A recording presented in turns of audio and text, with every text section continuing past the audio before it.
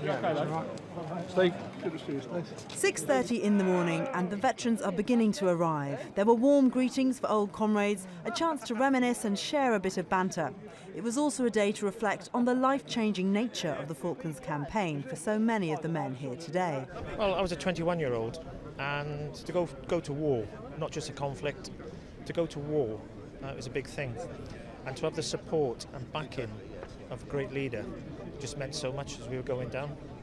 And throughout the conflict, you know, we had that support.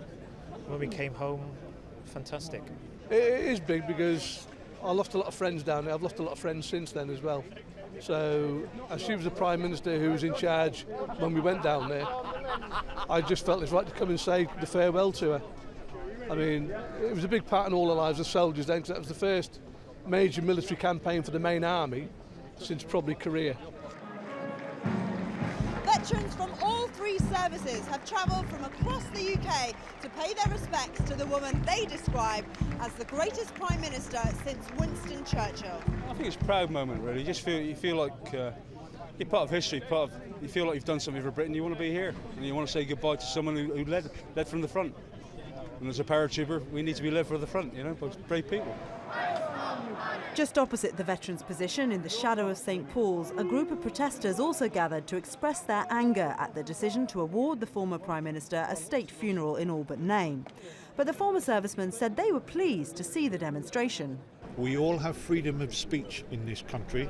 There are countries in this world where you do not get that freedom. We live in a democratic society. The people who are stood here in front of you right now have been all over the world protecting that freedom. I don't necessarily agree with what they're saying and what they're protesting about, but what I wholeheartedly agree with is the fact that they have the right to do so. As the funeral procession passed in front of the long line of men standing shoulder to shoulder, their noisy cheers and applause for the most part drowned out the sound of the protesters, as the old soldiers, sailors and airmen saluted the woman who led them into war 30 years ago. Rosie, Laydon, Forces News in London.